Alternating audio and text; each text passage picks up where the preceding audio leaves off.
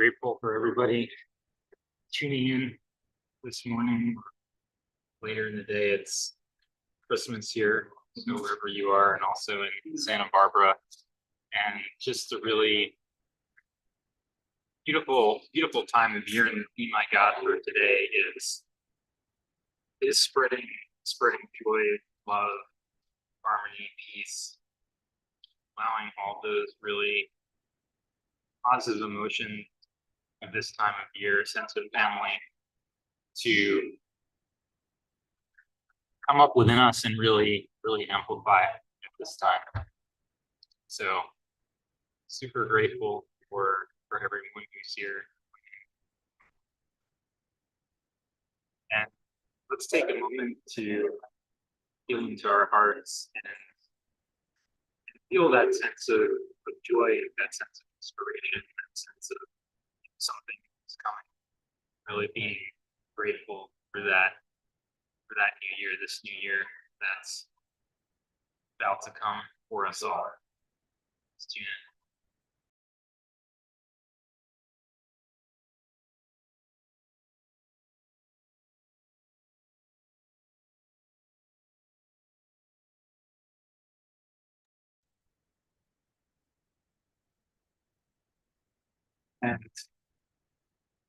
And in 2025, we've been through a lot. It's been a real process of transformation, and a lot of going deep, a lot of seeing things, seeing qualities within myself that I didn't want to see, that I didn't want to see before, things that I had my path kind of turned away from seeing, that I'm not like that, things that were in retrospect obvious that I had known about, certain tendencies of greed, self-centeredness that are kind of obvious is there, always thinking about myself, the next thing, but always kind of not really dealt with head on, not looking at and saying, okay, I'm not considerate of others, I'm not thinking enough about others, about how that's going to impact people, and putting in enough care. And in my journey, there's been a lot of fear that's led to a hyper focusing on certain outcomes, like certain things that I need to do for myself, and then that focus is taken away from where the appropriate focus would be on other people. And looking back at 2025, 2025 was the year when I began to see, obviously with a lot of help from Bliss, began to see those patterns that I had been scared to see before, kind of subconscious to see before.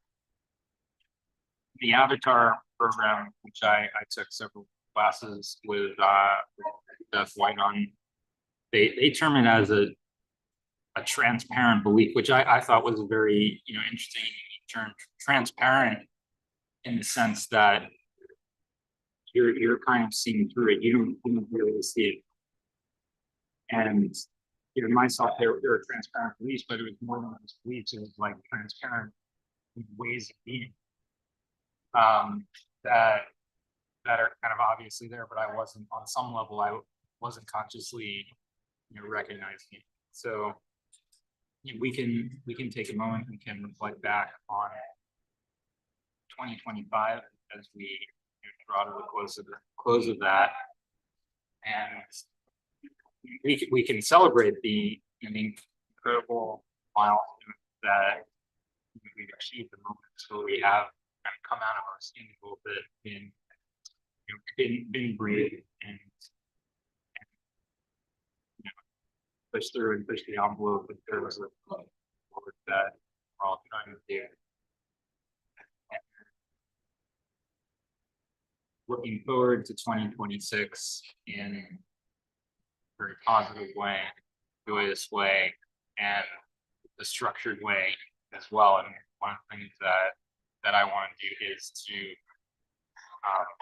is to come back to my intentions written written intentions. I had one first and foremost about spiritual growth, and what I want to come back to is the rewording, because I haven't changed specifically how that was worded in a long time. I'm thinking to, you know, I'll even, because we're here and we're sharing these things. I was gonna say I'm not gonna take a moment to pull it out, or it's too hard to pull it out. I will try to actually pull this out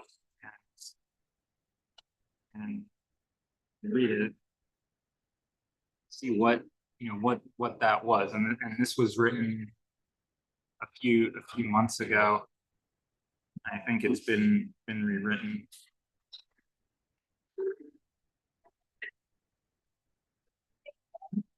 I'm trying to find one that's further back. I'm not seeing it, but it was, so it was using like an I am statement to say like this is already there. I'm a spiritual master of uplifting millions of people globally to exit the matrix. Exiting the matrix is a little bit newer. That's kind of something I've learned about more recently with Bliss. It's gone definitely through several iterations, but I definitely want to kind of revisit that, concretize the goals. There's more to add to that now. Thinking about Twin Ray, and I think I can be much more specific and effective in the wording. But what I have been doing is kind of having those main goals, and particularly that one main goal, that main spiritual goal at the top of what I was calling a creation list. It's what I kind of call it in my Google Doc, and I find it very helpful. I've read 7 Habits of Highly Effective People. Planning the day, having those bullet points there, or at least the 3 main bullet points that you want to accomplish in a day. That's another tactic. It's to be more effective. I've gone into also books like Getting Things Done and all those methods, but really kind of having a list of what you want to accomplish, coming back to that, having that overarching goal on top, so I don't lose sight, is something that's very helpful. And then it's time at this time of year to revisit that, and perhaps something that that we can, listening to the call, they feel called to, and we can kind of have that overarching goal, and also feel free to share their goal, the kind of wording that they're bringing into it. So with that, let's go into our work this morning, and we're doing some work with this seated Dalian practice, which some of these movements in Neigong. So Neigong is something that I'm studying. It's something I'm learning about. Something that that originally opened, that I used to work with the energy channels, but something that I continue to learn about, and learn about the different practices in it. So it's interesting to go through and experience some of these practices, even though there were other practices that I was using before. So this one, the seated Dalian, helps to settle energies in the body, helps to settle the mind as well. It's so definitely we'll do the basic sequence of this. It's hand movements. It's all seated. So this one, it's a seated practice, and we'll go through a little bit.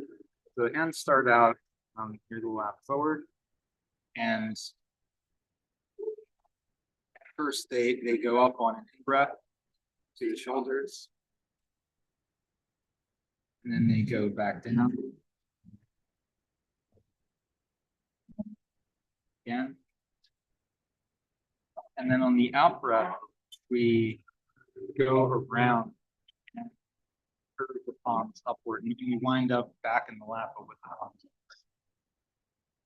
Now,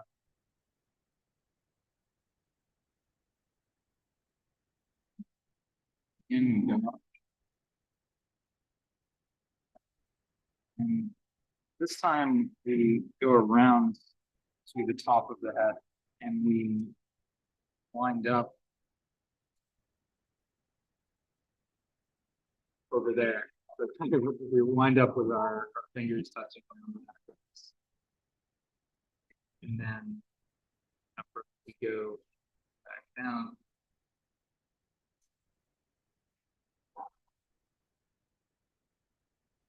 Go back.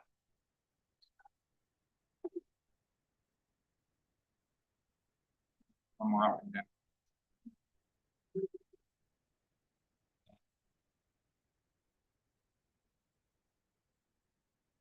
We'll do a couple more rounds. Getting exactly right isn't our focus. It's more about allowing our mind to settle as we do this movement. Just do a couple more movements together.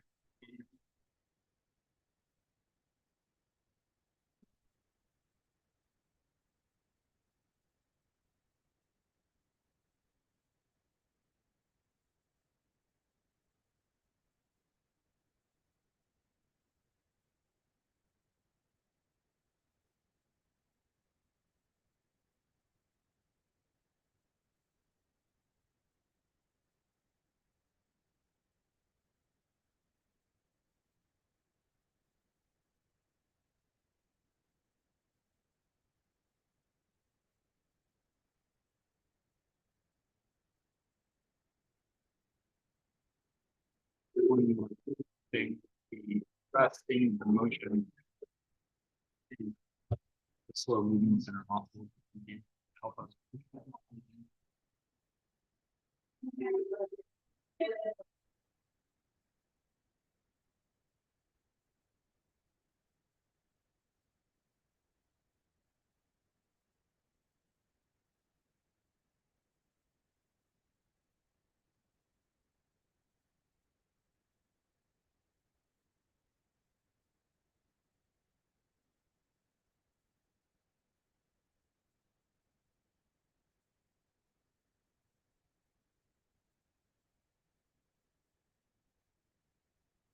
For our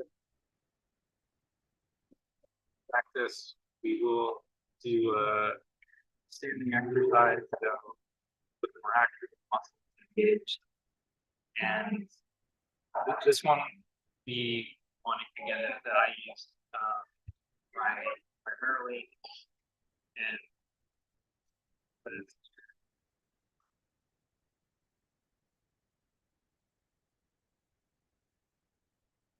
so it could be contact practice. Qigong. I was also taught this by Elliot Cobb, who's on, you can say, Breatharian from Ohio, currently in Africa. And it's very potent for activating the energy channel, the primarily upper down. And it does not have to be done for very long at all per day. And wisdom consistency over a few months can go with these channels, and you can often experience that energy as we start. So we will do this practice, and keep in mind that the hands do have to be straight up in order for it to activate. They don't necessarily, the whole arm doesn't necessarily have to be fully extended. There can be a bend here. and it will still work. So if you get tired, you know, this exercise definitely draws on the shoulder muscle. If you need a little bit of a rest, take a pause and it's not going to. We'll do this exercise together. And when it comes to the virtual background, and whatnot. We will do this exercise together. We'll target 3 minutes exercise to get back. Maybe need to feel something after. So.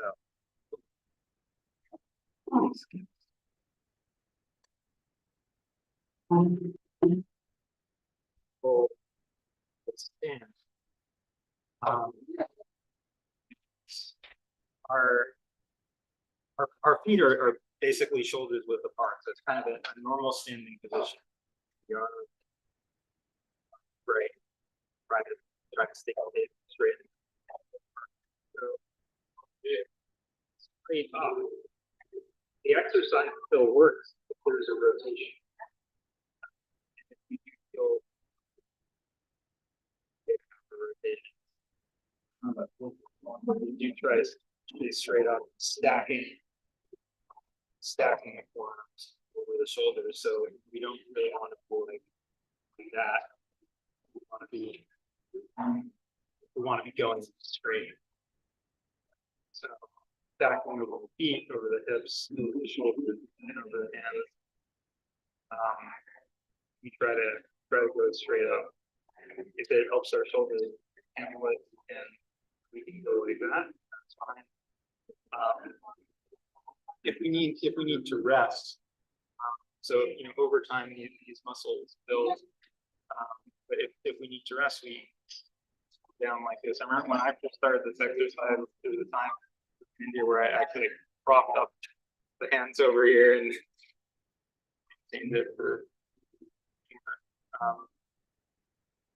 So we really do this so we feel that energy come through, and it may feel like a mild electric current in the fingertips. That's what we're going for. We're going for a sensation of a mild electric that will start in the fingertips, that will flow down a little ways. And if we need to, activate that, we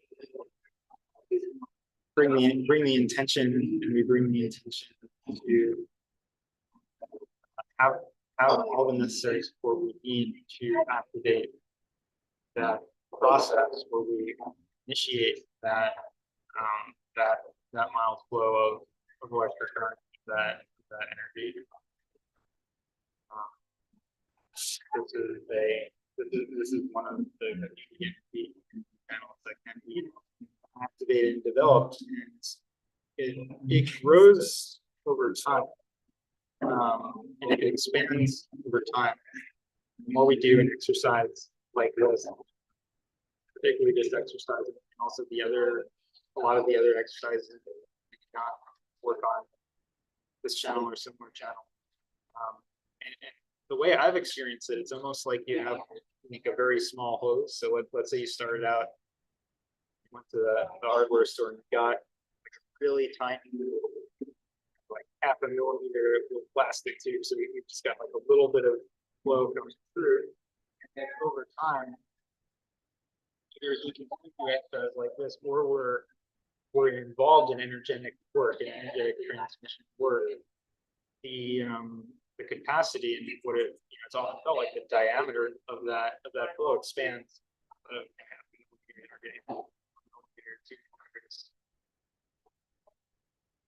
But I have found it helpful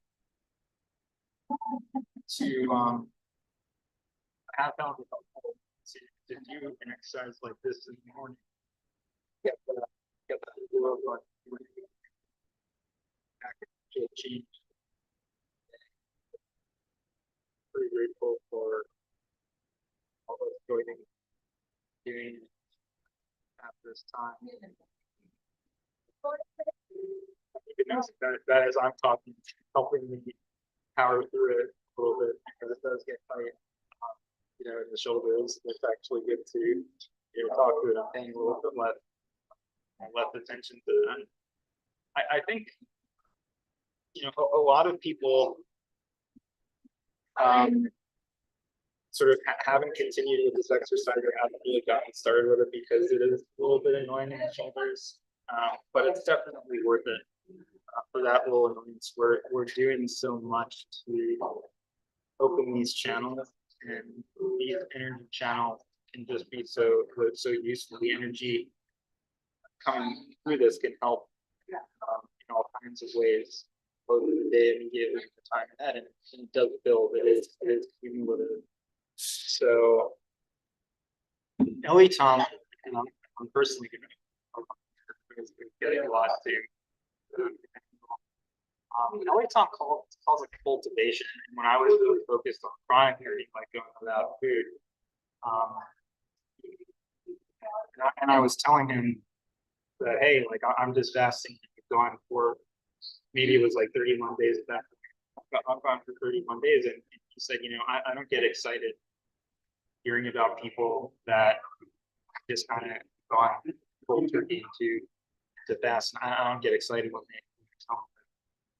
they fasted for this number of days. What I get excited about is when people tell me they're doing cultivation. So cultivation is the word we're doing here. This would be a cultivation exercise, because when you're cultivating, you're building your energetic capacity, and then eventually you would actually potentially be able to go more breatharic, maybe more breatharic in his context. In our context, it could be breatharic, it could be spiritual growth, whatever we're trying to use this channel for. But it's a cultivation which expands the capability, and then that actually sustains the capacity to powers the capacity to make a sustained spiritual effort to do something those problems I would say. And we can learn now. I think we talk about 3 minutes, so I wasn't exactly timing it.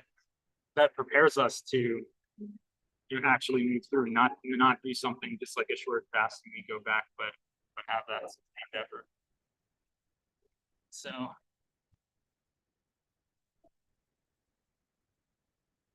we're going to do one more exercise now that we've done that, and this is one that we've come back to the last.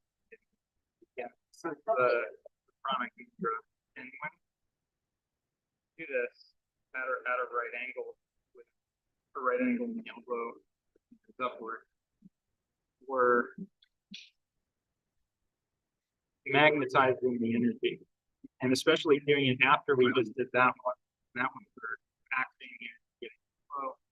Now we're magnetizing energy into the fingers, and try to feel into this and see, do you feel a small, you feel an energetic flow, some energy coming from everything around us? Do we feel that coming in? And it's good to close your eyes. When you do this, I'll close my eyes for a moment here and see if we can feel that flow. And that could be a mild electric current sensation, a sense of garnering energy, gathering energy from the space around us. Why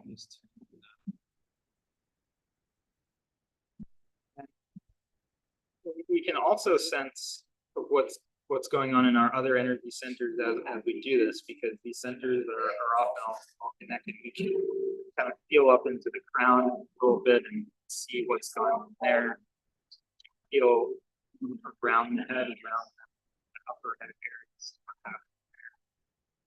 Tune into the heart chakra, see how we feel around there. And you know, if we are feeling, as I am, tension in that shoulder area, the interesting thing is, as we've been doing this, I actually had a shoulder injury, which I'm not feeling right now.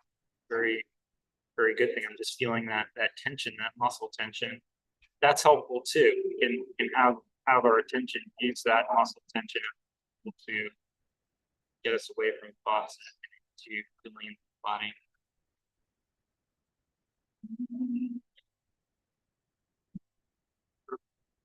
So we will come down from there, and we will, as guided. So if you feel guided, you're welcome to make the cosmic mudra. This is a mudra used originally by Buddha. It's in Zen Buddhism. I do need to find the reference for who I first learned this from. It's an interesting mudra because you have a high degree of connectivity, so that you're making an electric circuit at 2 points. So first, all of the fingers are touching, so the right's on the bottom, the left is on top. All those fingers are touching, so high connectivity there is an electric circuit. The thumbs are touching too, so connecting there, making a complete circuit. And when I was reading about the Zen schools, I mentioned that Buddha used this because if he was falling asleep under the Bodhi tree, the thumbs will come apart, and then you would know, he's not paying attention. He's got to come together. But either way, every mudra there's a different electrical circuitry. This one has a very high degree of connectivity, and I do use this a lot. The other one in in this type of meditation that a lot of people use is simply the palms open meditation. So I'm personally going to use this one, and everyone is welcome to use what they are called to, as well as sit in whatever position they feel comfortable. So go into our portion, located portion. So I encourage you to close your eyes comfortably to the extent you're able to maintain your back straight and target. And by feeling to that chest area, feeling to feel into whatever is going on over there. Just see what's going on, see what taking stock, which emotions are cropping up for us, what's happening there. Feeling in, taking a look at what's going on.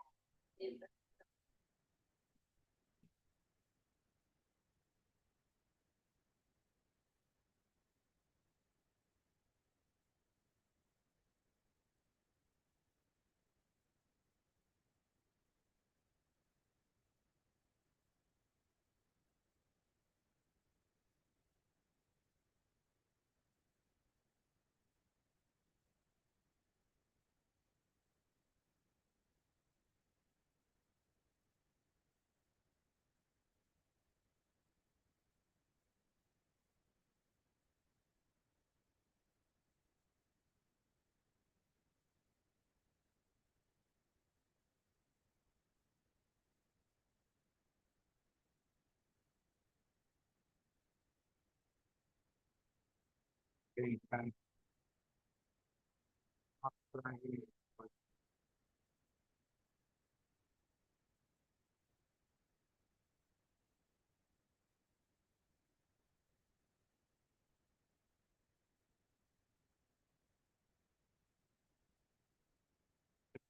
the word thoughts that were coming.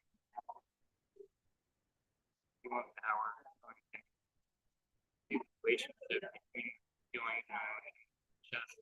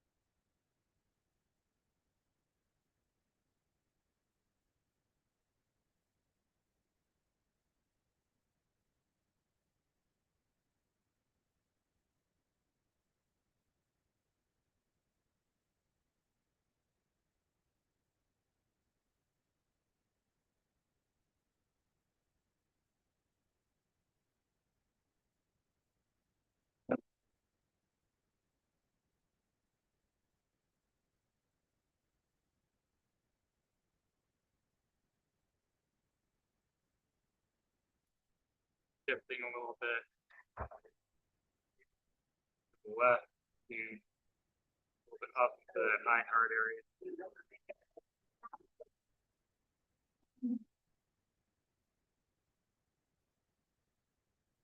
Feeling it pull out again. To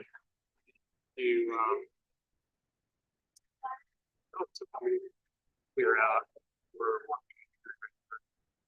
We're really grateful for that system to help us move through this stuff and help us just get clear. The more recognizing the more stuff we about, the clearer that we're getting, and the clearer that we're going to be coming into everything after communication.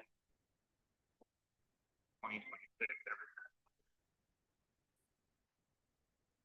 Definitely grateful for that support and welcoming the opportunity to go deep and take out as much of this as we can. And I'm a big fan of kind of going full hog and going as far as deep as we can, trying to push the envelope when it's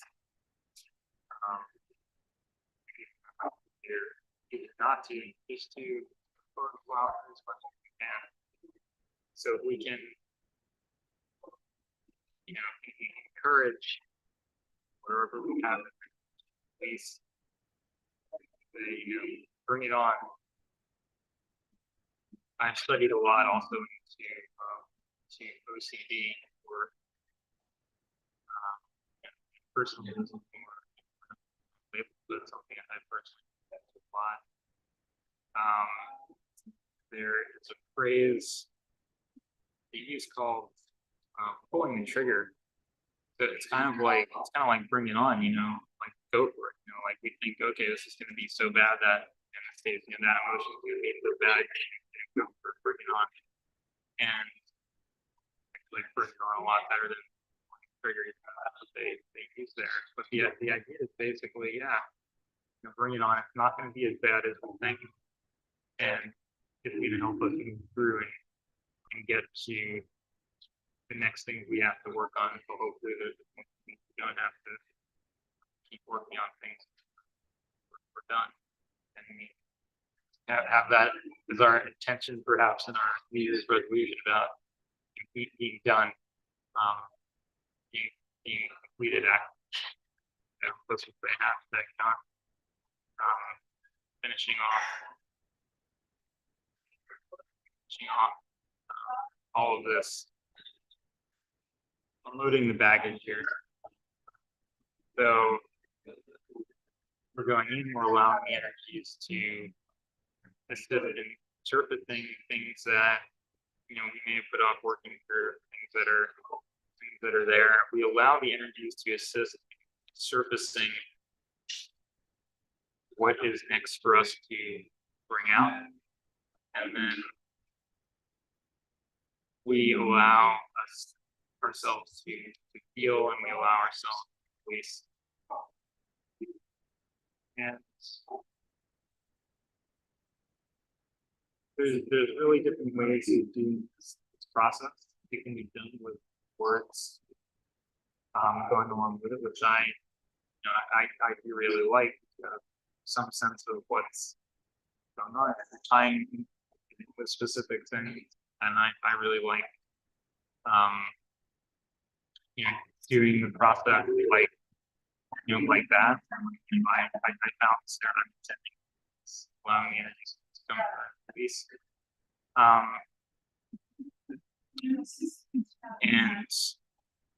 And if you have a sense of kind of what you're feeling into, you definitely use words either out loud or in your head about what that is.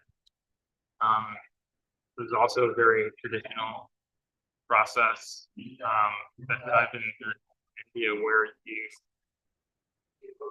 you allow the energies to naturally highlight and surface things that are ready to be released, and they just kind of bubble up and brought to the surface, and you may have an inkling of what they're related to. I've seen that on you, or that, or I've thought that's now associating with that feeling. I have a vague memory something from another lifetime associating with that. You may get an idea, or you may not, but the essence of that is actually the same as the later parts of the more intellectual process where we have a surfacing mechanism. So with words, that was the words of recognition. And sometimes with this, the feeling surfaces even without any words, even in a silent meditation. We are surfacing, and then we're feeling, and then we're welcoming and allowing a release. And that can be experienced in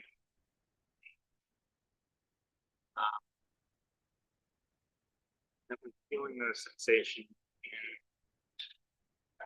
slightly different parts of the body and allowing that release, and then the sensation can shift a little bit. So for me right now, we're kind of slightly to the left of that heart area, and working on some release there, and that tension feels a certain way. After that release is completed, there's going to be a slight shift, and it's going to move. It's going to be adjacent to that, perhaps an inch down or so. And that movement is a signal of just working through these areas, these samskaras, these sort of tensions. So that's how the process works. We're just going to finish it up this morning with a little bit more of a boost of energy, a little bit more juice, and then we're going to wind down.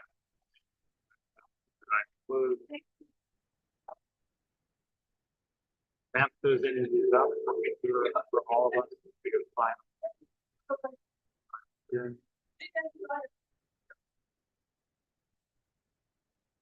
Allowing all the energy channels to fill those expanded channels to receive the increasing flow of energy.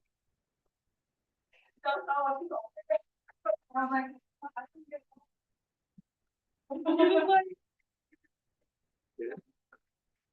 Stay with that. Expand the